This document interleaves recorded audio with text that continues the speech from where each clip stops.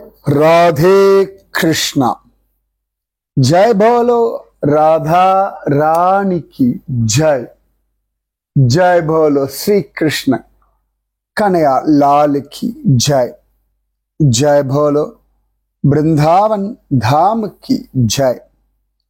जय बोलो यमुना मैया की जय। जय बोलो गोवर्धन गिरिराज की जय। जय बोलो नंदगोप महाराज की जय। जय बोलो यशोदा मैया की जय. அழகான நந்த கிராமம் அனுபவங்கள் அதுதான் அனுபவிச்சுட்டு இருக்கோம். நம்ம விரஜ பரிக்கிரமா விஷயங்கள் ஆரம்பிச்சு இன்றோட 250வது நாள் நாம அனுபவிச்சுட்டு இருக்கோம். ஸோ இந்த 250வது நாள் ரெக்கார்டிங் நான் ரிஷிகேஷ்ல உட்காந்துண்டு பண்ணிட்டு இருக்கேன். இதுவே பெரிய பாக்கியம். இமயமலை அடிவாரத்துல ரிஷிகம்னா இந்திரியங்கள், ரிஷிகங்களுக்கு ஈசன் ரிஷிகேசன். அந்த இடத்துல உட்காந்துண்டு நிஜமாவே ரிஷிகேஷனான நந்தகோபருடைய நந்த கிராமத்தை பத்தி சொல்லிட்டு இருக்கோம். பகவானுடைய நிர்ஹேதுக கிருபை இதெல்லாம் அனுபவிக்கிற பாக்கியத்தை தெய்வம் நமக்கு கொடுத்துருக்கு. அழகான இந்த நந்த கிராமத்துல நம்ம ஒவ்வொன்றா பார்த்துட்டு இருக்கோம். நேத்தி கூட யோகியஸ்தானம் யோக்கியஸ்தானம் அப்படிலாம் பார்த்தோம். அதுக்கப்புறமா நம்ம ஜகடாக்கி குண்டா, இந்த எல்லாம் மோர் தரும்பொழுது இந்த கோபர்கள்லாம் சண்டை போடுவான்னு சொல்லி அதுதான் சாச் குண்டா ஜகடாக்கி குண்டா அப்படின்னு சொன்னோம். அடுத்தது அக்ரூரஸ்தானம்னு ஒரு இடம். அக்ரூரர் அழைத்து வருகிறேன் என்றேனோ அக்ரூரரை போல. அந்த அக்ரூரர் மதுராலிருந்து கிளம்பி அழகா நந்த கிராமத்துக்கு வரார். மம ஆத்யம் அமங்கலம் நஷ்டம், என்னுடைய எல்லா அமங்கலங்களும் இன்றோடு முடிவுக்கு வந்தது அப்படி. நிஜமாவே இது ஒரு அழகான வாக்கியம். இன்றோடு என் அமங்கலங்கள் முடிந்தது,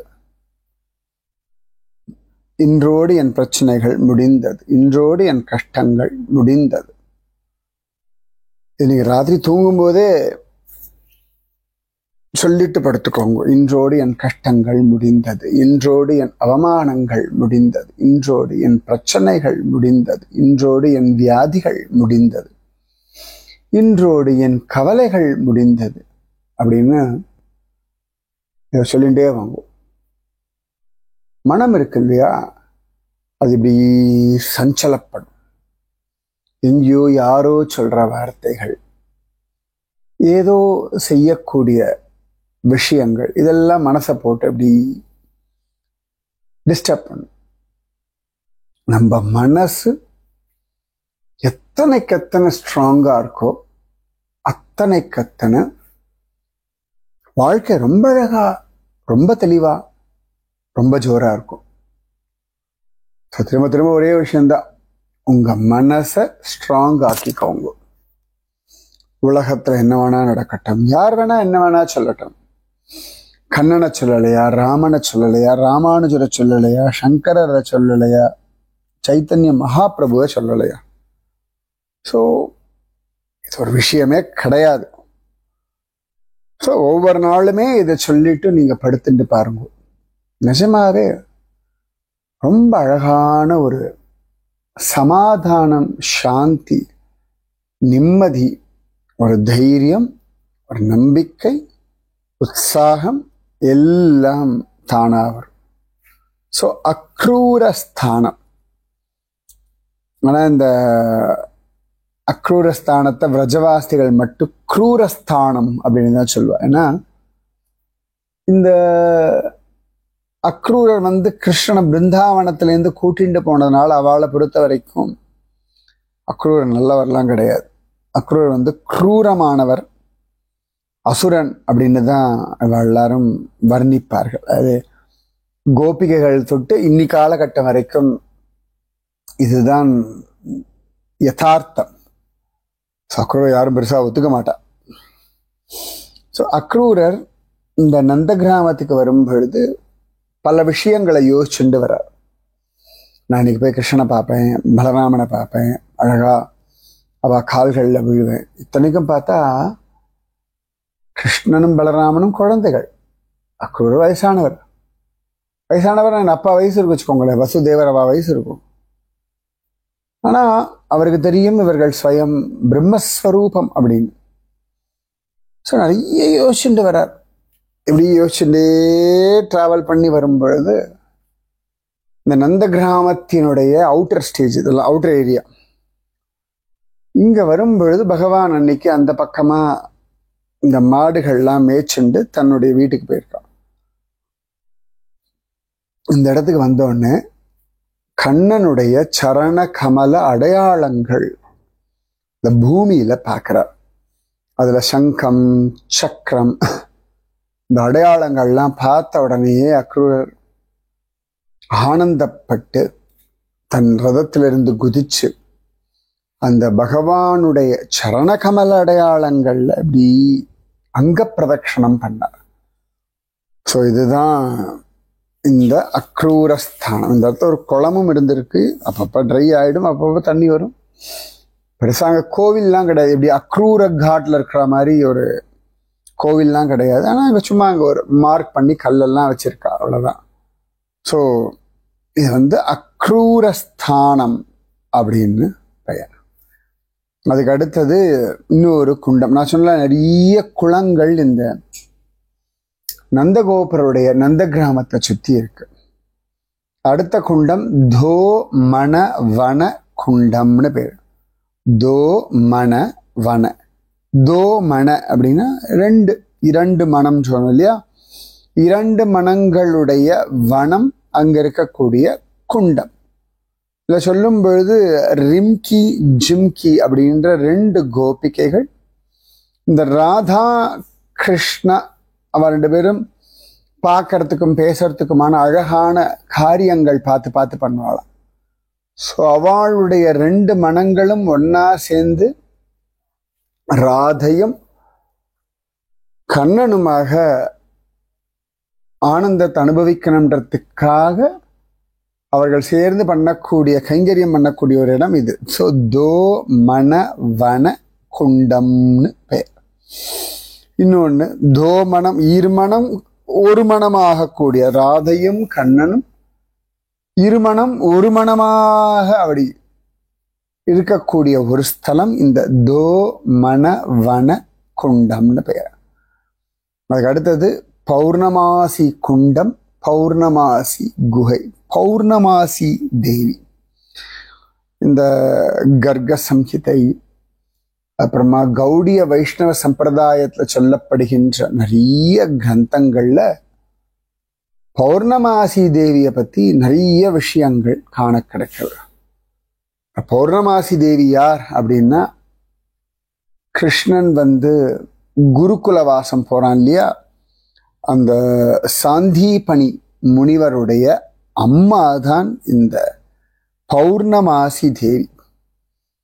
ஒரு ஸ்திதியில இந்த அம்மாவுடைய கணவர் இறந்து போயிட்டார். சாந்தீபனி மகரிஷியினுடைய அப்பா பேர் என்னன்னு கண்டுபிடிச்சு சொல்லுங்க. அந்த சாந்தீபனி முனிவருடைய அம்மா தன் கணவர் இறந்து போன பிறகு அவருடைய குரு நாரத மகரிஷி. அப்ப அவ கேட்கிறா, நான் என்ன பண்ணட்டும் அப்படின் பொழுது நாரதர் சொல்றார், நீ நேர கிளம்பி விரஜபூமி போயிடு, ஆனந்தமா அங்க கிருஷ்ணன் ராதாராணிக்கு கைங்கரியம் பண்ணி கொண்டிரு அப்படின்னு சொல்ல, ரொம்ப சந்தோஷமா அவள் தன்னுடைய பேரன் பேத்தி 2 பேரையும் கூட்டுண்டு இந்த நந்த கிராமத்துல வந்து வசிக்க ஆரம்பிச்சுட்டா. டெய்லி போய் கிருஷ்ணனை தரிசனம் பண்றது, ஸோ கிருஷ்ணனுடைய பர்த்டே, ராதாராணி பர்த்டே, இந்த பௌர்ணமாசி தேவி தான் கிருஷ்ணனுக்கு பெண் அலங்காரம் எல்லாம் பண்ணிவிட்டாள் அப்படின்னு அழகா காண கிடைக்கிறது. ஏன்னா ஒரு சந்தர்ப்பத்துல ராதாராணியினுடைய பிறந்த நாள். அப்ப ராதாராணியினுடைய அப்பா ரிஷபானு தேவர் சொல்றார், ஏ பௌர்ணமாசி தேவி, நம்ம ஊர்ல இருக்கக்கூடிய கன்னி பெண்கள் லிஸ்ட் எல்லாம் எடு, ராதாஷ்டமி அன்னைக்கு ராதாராணியினுடைய கையினாலே எல்லாருக்கும் பரிசு கொடுக்கலாம் அப்படின்னு சொல்ல, உடனே அவளும் சரிய லிஸ்ட் எடுக்கிறாளாம். அக்கம் பக்கத்தில் இருக்கக்கூடிய கிராமங்கள், அங்க இருக்கக்கூடிய கோபிகைகள் எல்லாம் லிஸ்ட் எடுக்கலாம். ஸோ இது கண்ணனுக்கு தெரிஞ்சுடுறது. தெரிஞ்ச உடனேயே கண்ணன் என்ன பண்றான், பௌர்ணமாசி தேவி கிட்ட போய் அழகா அவளை தாஜா பண்ணி, எனக்கு எப்படியாவது ராதாராணி கையில இருந்து பரிசு வாங்கணும், நீதான் ஒத்தாசை பண்ணணும் அப்படின்னு சொல்ல, உடனே பௌர்ணமாசி தேவி அதெல்லாம் முடியாதுன்னு சொல்ல கடைசியில கண்ணன் கன்வின்ஸ் பண்ணிடுறான். அப்ப ராதாராணி கிட்ட பரிசு வாங்கணும்னா நான் சொல்றதெல்லாம் நீ கேட்கணும், சரி அப்படின்னு சொல்ல அழகா இந்த பௌர்ணமாசி தேவி சொல்றா, நீ பெண் வேஷம் போட்டுக்கோ அப்படின்னு சொல்லி கண்ணனை அளந்து கண்ணனுக்கு பாவாடை, தாவணி, ரவிக்க, அப்புறம் சௌரி முடி எல்லாம் தயார் பண்ணி ராதாஷ்டமி அன்னைக்கு அவனை காலங்காத்தால வர சொல்லி கண்ணனுக்கு பட்டு பாவாடை கட்டி, ரவிக்க போட்டு, தாவணி எல்லாம் கட்டி விட்டு, சௌரி முடி வச்சு அழகா அலங்காரம் பண்ணி, கண்ணனுக்கு அந்த நடை உடை பாவனை எல்லாம் அந்த ஆண்மைத்தனம் தான் அவனுக்கு ஜாஸ்தி உண்டு. அப்ப இவனுக்கு கஷ்டப்பட்டு பெண் மாதிரி நடிக்கெல்லாம் சொல்லி கொடுக்குறான். அவனுக்கு வராது ஒண்ணும் இல்லை. அவன்தான் மோகினி ரூபம் எடுத்து எல்லாரையும் மயக்கினவன். ஆனாலும் இந்த இடத்துல ஒன்றும் தெரியாதது போல இருக்க அந்த பௌர்ணமாசி தேவி கண்ணனுக்கு சகலத்தையும் சொல்லி கொடுத்து எப்படி நடக்கணும், எப்படி பேசணும் எல்லாம் சொல்லி இந்த ராதாராணி கிட்ட அழகா கிஃப்ட் வாங்கறதுக்கு நிற்கக்கூடிய ஸ்திரீகள் கூட்டத்துக்குள்ள அவனை கொண்டு நிற்க வைக்க, அவளுக்கு என்ன பேர்னு சொல்லாம விட்டுட்டா. அதுக்குள்ள சுத்தி இருக்க கோபிகள்லாம் நீ யாருடி, எந்த ஊருடி, என்னெல்லாமோ கேள்வி கேட்க, இவன் திரு திரு திருன்னு முழிக்க, பௌர்ணமாசி தேவி அவ ரொம்ப கூச்ச சுபாவம் உடையவள், அவ பேரு ஷாமலா அப்படின்னு சொல்ல, அப்படியா நன்னா இருக்குன்னு சொல்லி கடைசியில வரிசையில நின்று ராதாராணி கிட்ட பரிசு வாங்க வரும் பொழுது, ராதாராணி நீ யாரு, எந்த ஊர், சொந்தக்காரா யார், இது வரைக்கும் நான் உன்னை இந்த கோஷ்டியில எங்கேயுமே பார்த்ததில்லையே அப்படின்னு சொல்ல, பௌர்ணமாசி தேவி ஷாமலா, யசோதாவுடைய தூரத்து சொந்தம் இப்படி எல்லாம் சொல்லி சமாளிக்க ராதாராணி கண்டுபிடிச்சுட்டா. அவளுக்கு தெரியுமே கண்ணனை பத்தி. அதன் பிறகு ராதாராணி ஆனந்தமா கிருஷ்ணனை கண்டுபிடிச்சுட்டு ஜோரா அவனை வெம்படிக்கிறா அப்படின்னு காண கிடைக்கிறது. ஸோ இந்த மாதிரி இந்த பௌர்ணமாசி தேவி கூட பிருந்தா தேவியோட சேர்ந்துண்டு ராதையும் கண்ணனும் அன்னன்னைக்கு எங்கெங்க மீட் பண்ணுவா, அந்த இடத்துல எப்படி அழகா அலங்காரம் பண்ணணும், ரெண்டு டிஸ்கஷன். பௌர்ணமாசி தேவி ஒவ்வொரு நாளா இந்த பிருந்தா தேவிக்கு இன்ஸ்ட்ரக்ஷன்லாம் கொடுக்க, அப்படி அந்த ராதா கிருஷ்ண லீலையில ரொம்ப முக்கியமானவள் இந்த பௌர்ணமாசி தேவி. எப்பொழுதுமே ஒரு காவி வஸ்திரம் தான் உடுத்தின்னு இருப்பா. அந்த காலத்துல வயசான பாட்டிகள்லாம் விதவை ஆயாச்சு அப்படின்னா, வயசானவர்கள்னு இல்லை, விதவை ஆயாச்சுன்னா ஒரு சன்னியாசி போல ஒரு காவி வஸ்திரம் கட்டிண்டு தான் வாழ்வார்கள். யார்கிட்டையும் பேச மாட்டா, யார்கிட்டையும் பழக மாட்டா. கோவிலுக்கெல்லாம் கூட எல்லாரும் போகிறதுக்கு முன்னாடி போயிட்டு வருவா. அப்படிதான் நான்லாம் என்னுடைய கொள்ளு பாட்டிகள்லாம் பார்த்துருக்கேன். நிறைய பாட்டிகள் நான் பார்த்துருக்கேன். ஸோ அந்த மாதிரி ஒரு இந்த பௌர்ணமாசி தேவி ராதைக்கும் கண்ணனுக்குமான லீலைகள்ல அவ்வளவு தூரம் இவளுக்கான பெரிய இடம் உண்டு. ஸோ விரஜபூமியில எல்லாருக்கும் இவளை ரொம்ப பிடிக்கும். ஸோ அவள் இந்த ஒரு பெரிய குண்டம், அதனுடைய கரையில தான் அவள் வாழ்ந்தாள்.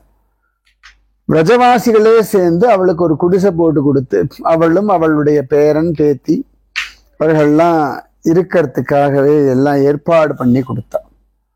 ஸோ கிருஷ்ணனுக்கு ஏதான ஒண்ணுன்னா பௌர்ணமாசி தேவியை தான் கேட்பா. ராதாராணிக்கு ஏதான ஒண்ணுன்னா பௌர்ணமாசி தேவியை தான் கேட்பா. அப்படி அந்த ஊர்ல இருக்க குழந்தைகளுக்கு ஏதான ஒண்ணுனாலும் இவ்வளவுதான் கேட்பேன். ஏன்னா அவதான் வயசானவள். அதனால எல்லாம் அவகிட்ட கேட்டு கேட்டு கேட்டு கேட்டு கேட்டுதான் பண்ணுவா. இந்த பௌர்ணமாசி தேவியினுடைய பேரன் தான் மதுமங்கல், கிருஷ்ணனுடைய ரொம்ப க்ளோஸ் ஃப்ரெண்டு. அவளுடைய பேத்தி தான் அவ்வளவு அழகா நந்தமுகி அப்படின்னு பேர் அவளுக்கு. அத்தனை ஆச்சரியம்.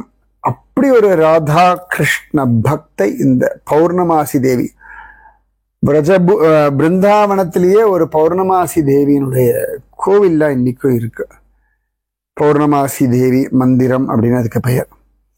அதாவது எந்த ஸ்திதியில இருந்தாலும் ராதா கிருஷ்ண பக்தி பண்ணலாம்ன்றதுக்கு ஒரு பெரிய இன்ஸ்பிரேஷன் இந்த பௌர்ணமாசி தேவி.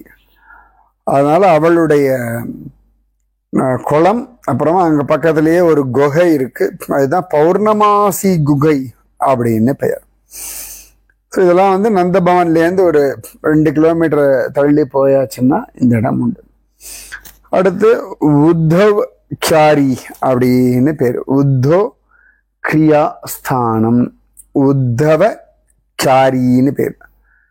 கியாரி அப்படின்னா கார்டன். நம்ம ஏற்கனவே வந்து பிருந்தாவனத்துக்குள்ள ஞான் குதிரின்னு ஒரு இடம் பார்த்துருக்கோம். பிருந்தாவனத்துல கோபிகைகள் வந்து புத்தவனுக்கு அழகா ஞானத்தை கொடுத்த இடம். இந்த உத்தவ் கியாரி அப்படின்றது விசாகாவினுடைய ஃபாரஸ்ட். அது அந்த விசாகாவினுடைய அந்த காட்டுக்குள்ள இருக்கக்கூடிய இடம். நிறைய கதம்ப மரம். இன்னைக்கு கூட நாங்க இந்த ரிஷிகேஷ் அப்படியே அலையும் பொழுது கங்கை கரையில ஒரு பெரிய கதம்ப மரம், 2 மரம் பார்த்தேன் நான். அதுல நல்லா பூத்து இருக்காது. ஸோ அந்த மாதிரி நிறைய பெரிய பெரிய கடம்ப மரங்கள் நிறைஞ்ச ஒரு இடம் இந்த உத்தவ் கியாரி. இந்த உத்தவ் வந்து என்னைக்குமே வந்து இந்த கிருஷ்ண குண்டம், ஏற்கனவே சொல்லியிருந்தோம் இல்லையா, அந்த கிருஷ்ண குண்டத்துல குளிச்சுட்டு வரும்பொழுதுதான் இந்த விசாகா குண்டல ராதாராணி கோபிகைகள்லாம் இருக்கிறத பார்த்துட்டு சரி அவளுக்கெல்லாம் கிருஷ்ணன் சொன்ன மெசேஜ சொல்லலாம்னு வரான். வந்து கிருஷ்ண விஷயத்த பேச ஆரம்பிக்கிறான் இந்த உத்தவன். அப்ப இந்த கிருஷ்ண விஷயம் பேச ஆரம்பிச்சோன்னா ராதாராணிக்கு ஜோரா ஒரு மகாபாவம் வந்துடுறது. அதாவது அவள் தன்னை மறந்து எல்லாத்தையும் கிருஷ்ணனா பார்க்கிறா, சகலத்தையும் கிருஷ்ணனா பார்க்கிறா. அது எப்படி முடியும் அப்படின்றது அந்த பாவத்தெல்லாம் சொல்லி புரிய வைக்கிறதே கஷ்டம். ஆனா உத்தவன் பெரிய ஞானி, அதாவது நிறைய படிச்சிருக்கான். இதெல்லாம் பாவம் எல்லாம் உண்டுன்னு தெரியும். ஆனா பெருசா யார்கிட்டயும் அவன் பார்த்ததில்லை. அப்ப இந்த கிருஷ்ண விஷயம் பேசின உடனேயே ராதாராணிக்கு மயிர்கால்கள் குத்திண்டு நிக்கிறது, கண்கள்ல கண்ணீர் வர்றது, தொண்டை தழுதழுக்கிறது, உடம்பு லேசா நடுங்கிறது. ஆனா பிரசன்னமா இருக்கா. அதே சமயத்துல அந்த விரகத்தின் எல்லையில போய் கிருஷ்ண கிருஷ்ண கிருஷ்ண கிருஷ்ண கிருஷ்ண கிருஷ்ண கிருஷ்ண கிருஷ்ண கிருஷ்ண கிருஷ்ணான் புலம்பரா. அதே சமயத்துல கிருஷ்ணன் கூட இருக்கிற அனுபவத்தை அனுபவிக்கிறார். அது அதுல விரகம், பிரேமை, அழுக, கோபம் எல்லாம் கலந்து அது ஒரு லெவலுக்கு மேல எனக்கு சொல்லவும் முடியாது, உங்களால புரிஞ்சுக்கவும் முடியாது. அப்படி ஒரு மகாபாவத்துல ராதாராணி போகும்பொழுது அசந்தே போயிடுறான் உத்தவன். எவ்வளோ பெரிய ஒரு ஸ்டேட்டஸ், எவ்வளோ பெரிய ஸ்திதி பக்தியில இப்படி சல்லிசா அவளுக்கு இந்த மகாபாவம் வந்துடுத்தே. இவளுக்கு போய் நான் வந்து கிருஷ்ண ஞானத்தை கொடுக்கலான்னு வந்தேனே, இவள் எனக்கு புரிய வச்சுட்டா கிருஷ்ண பக்தியின் எல்லைன்னு சொல்லிட்டு உத்தவன் ஞானத்தை அடைந்த இடம் இந்த உத்தவ கியாரி. ரொம்ப வருஷத்துக்கு முன்னாடி, எனக்கு ஞாபகம் கூட இல்லை, அட்லீஸ்ட் ஒரு 7-8 வருஷத்துக்கு முன்னாடியா இருக்கும்னு நினைக்கிறேன். நான் வந்து ஒரு ஒரு 7 பக்தாளோட போகும்பொழுது நந்த கிராமம் பார்த்துட்டு எதிர்ச்சையா இந்த இடத்துக்கு நான் போனேன். அப்படியே போனோம், காமா இருந்தது. அங்க ஏதோ ஒரு சாது இருந்தார். அங்க ஒரு சின்ன குண்டம் இருந்தது. அந்த இடத்துல ஒரு உத்தவன் சன்னதி, அப்புறமா ராதா கிருஷ்ண சன்னதி. மத்தியான சமயத்துல நாங்க போனோம். ஒரு 12:30 மணி இருக்கும். வெயில்லாம் இருந்தது, ஒரு குளிரும் இருந்தது. அப்படி இன்னும் எனக்கு அப்படியே அந்த இடத்தினுடைய அந்த சாநித்தியம், அமைதி, அந்த இடத்தினுடைய ஒரு தெய்வீகம், இதெல்லாம் பிரமிப்பா இருந்தது. இன்னும் மனசு அப்படியே உட்காந்துட்டு இருக்கேன். அங்க போய் உட்காந்தது, நின்னது, அப்படியே பார்த்தது. கொஞ்ச நேரம் அப்படியே உட்காந்துட்டே இருந்தேன் நான். சரி, எனக்கு அந்த இடத்தோட போட்டோஸ் வீடியோஸ்லாம் இப்போ எடுத்தேனா இல்லை ஞாபகம். ஆனால் இன்னும் அந்த இடத்துல ஆளே கிடையாது. நாங்கள் போன ஒரு 7-8 பேர் தான். அப்புறம் சாதுபாபா ஏதோ எங்களுக்கு பிரசாதம் ஏதோ கொடுத்தாரு, அந்த சக்கரை உருண்டை மாதிரி. இன்னும் அந்த அந்த காற்று எனக்கு இன்னும் ஞாபகம் இருக்கு. அந்த இடத்துல எங்கேயோ ஒரு குயில் உட்காந்து இப்படி கூவிட்டு இருந்தேன். எனக்கு எந்த மாசம்னு ஞாபகம் இல்லை. ஆனா அந்த உத்தவ் கியாரி இந்த இடம் மட்டும் நிஜமாவே ஒரு ஐசோலேட்டட் பிளேஸ். அது அங்க பெருசா யாரும் கூட்டமே வர்றதில்லை. அப்படி ஒரு இடம் இந்த உத்தவ் கியாரி. நமக்கு இந்த 250வது நாளுக்கு இந்த பௌர்ணமாசி தேவி உத்தவ் கியாரி அனுபவிக்கிற ஒரு பாக்கியத்தை தெய்வம் கொடுத்துருக்கு. நிஜமாவே கங்கா மாதாவினுடைய ஆசீர்வாதம், அவ்வளவுதான் எனக்கு சொல்ல தெரியும். ஸோ கங்கை கரையிலிருந்து உங்க எல்லாருக்கும் பரிபூர்ணமான ஆசீர்வாதங்கள். இந்த கங்கா பிரவாகம் போல உங்களுக்கு ஒரு பக்தியும் ஞானமும் வைராக்கியமும் ஸ்ரத்தையும் பவிக்கட்டும். நீங்களும் உங்கள் குடும்பமும் பக்தி ஞான வைராக்கியத்தோட ஆயுர் ஆரோக்கிய ஐஸ்வர்யத்தோட நன்னா இருங்க. ராதே கிருஷ்ணா. உத்தவன் போலே, பௌர்ணமாசி தேவி போலே ஒரு பக்குவம் எல்லாருக்கும் சித்திக்கட்டும். ராதே கிருஷ்ணா. ராதே கிருஷ்ணா கிருஷ்ணா ராதே. ராதே கிருஷ்ணா கிருஷ்ணா ராதே. ராதே கிருஷ்ணா கிருஷ்ணா ராதே. ராதே கிருஷ்ணா கிருஷ்ணா ராதே. जय भोलो राधा रानी की जय. जय भोलो श्री कृष्ण कन्हैया लाल की जय. जय भोलो वृंदावन धाम की जय. जय भोलो यमुना मैया की जय. जय भोलो गोवर्धन गिरिराज की जय. जय भोलो नंदगोप महाराज की जय.